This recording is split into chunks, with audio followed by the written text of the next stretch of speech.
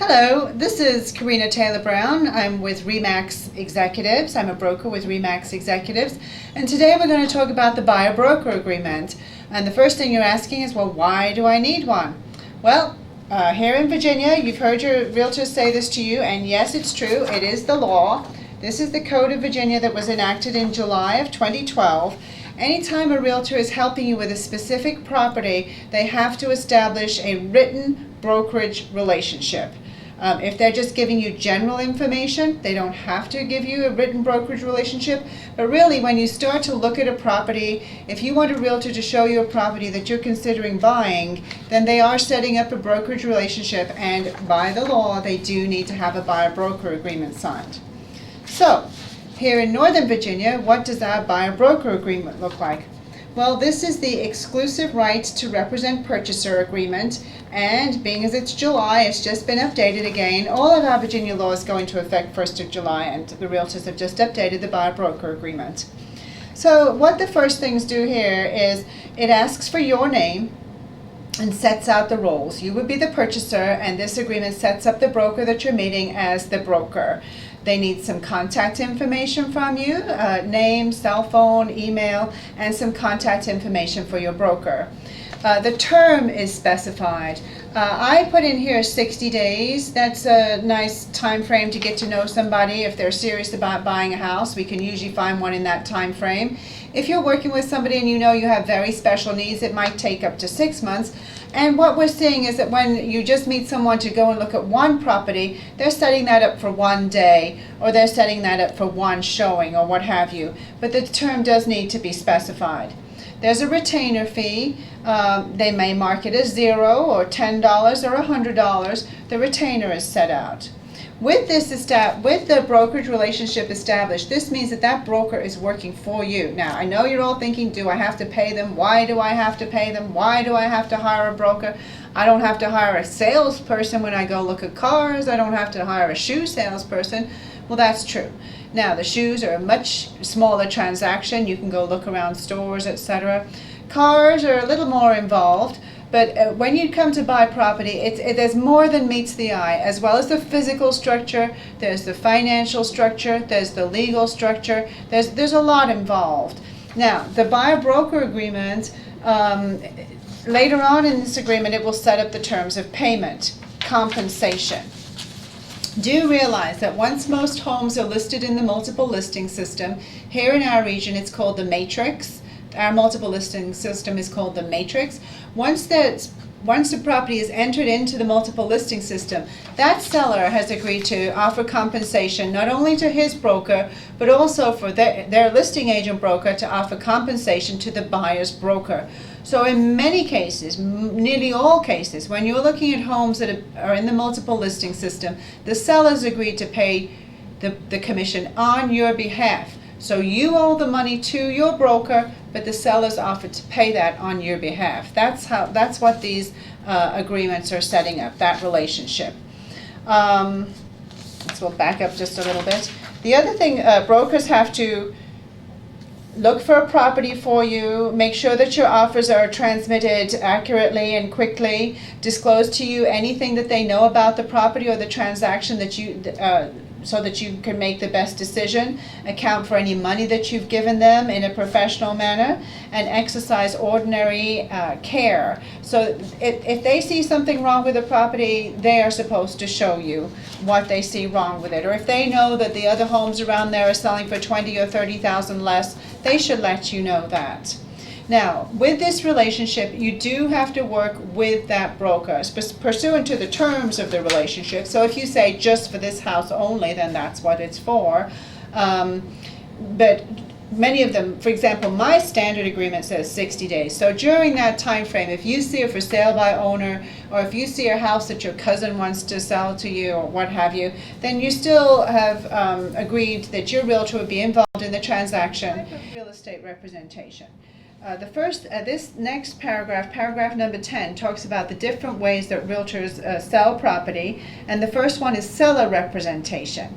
So when you walk into an open house, most of the times that agent there is representing the seller.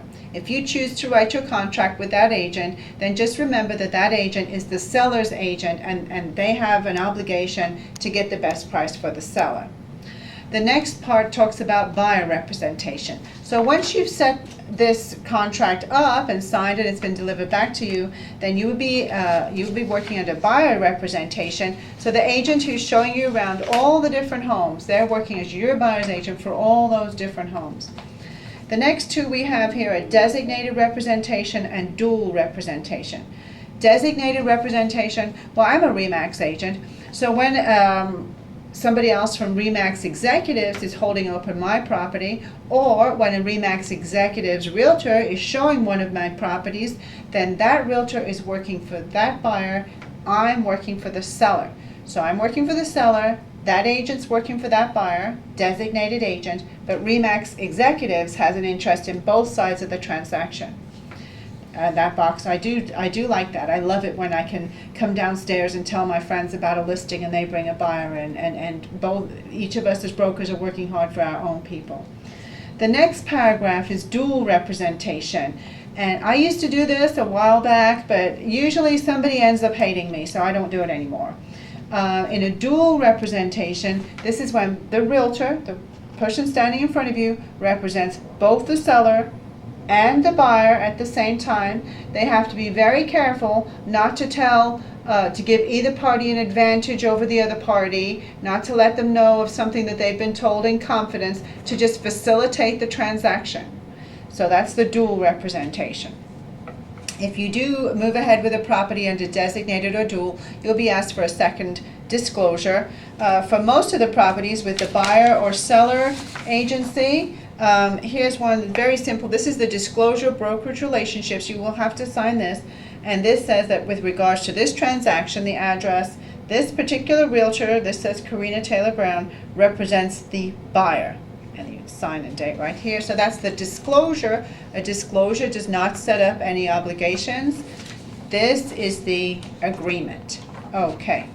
So the next page in our agreement talks about fair housing laws. We do not discriminate in Northern Virginia. We're a very multicultural region. Very proud of that. The next part sets up attorney's fees. Basically, if you go and buy something without your realtor, then you could still owe the realtor commission. And so if either party breaches this agreement, if the broker doesn't tell you about a property that you want to go see or what have you, then you could have a claim against the broker. Number 13, this is where you list whether or not you, the buyer, have a real estate license. Disclaimer, number 14. So even though brokers know a little bit about financing, law, zoning, structures, furnaces, roofs, we're not experts in any of those areas.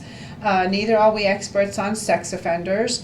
So you should take caution to make sure that you're up to date on everything that you need to know in all those different categories. And here they've listed out the website for the sex offenders, so you can go and check there. All right, service provider referrals. This is where I have actually a warranty company I work with. I have various contractors that come fix up homes, etc.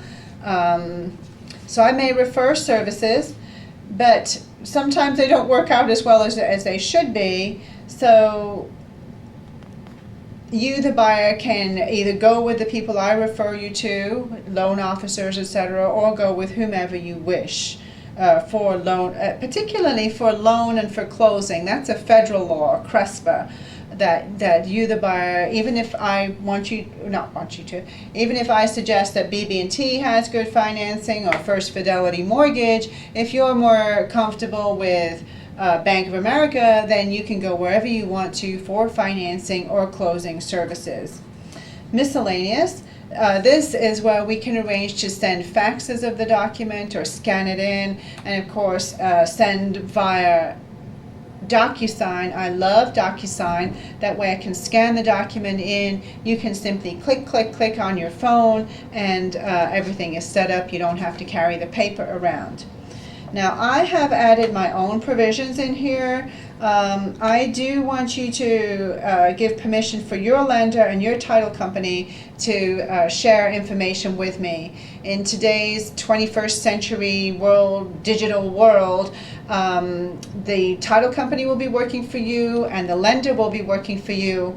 But I really need to facilitate the transaction, and if they're not letting me know what documents are needed, I can't get us to the closing table on time. So I have a little paragraph in here about that you'll allow them to speak with me.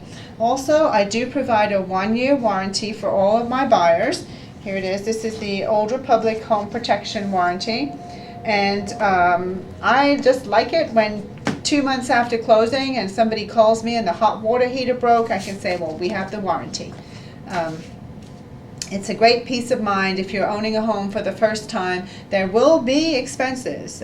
You will now be responsible for the interior and in most cases the exterior of the home, and you do have to maintain your home, but the warranty can help take care of unexpected expenses. So once this is signed, then I would have to hand this in to my manager, and he would sign too. So I'm an associate broker, he's the managing broker, and then that signed document will come back to you, and then there's an agreement for you to work with me as a buyer's agent. So that's the buyer-broker agreement, and I've just got 2 minutes more to show you my buyer-broker package. We like you to know a little bit about the mortgage loan process and what you need to get your mortgage, all the documents you need and how that works. Also, I give you a little booklet here where you'll start to think about well, credit, of course, getting your mortgage, what type of features you need in a home, the buyer-broker relationship, and then the last document we have in here is where you can work up your closing costs. All right, so call me or email me if you'd like to buy a home, or if you need more information on the buyer-broker agreement.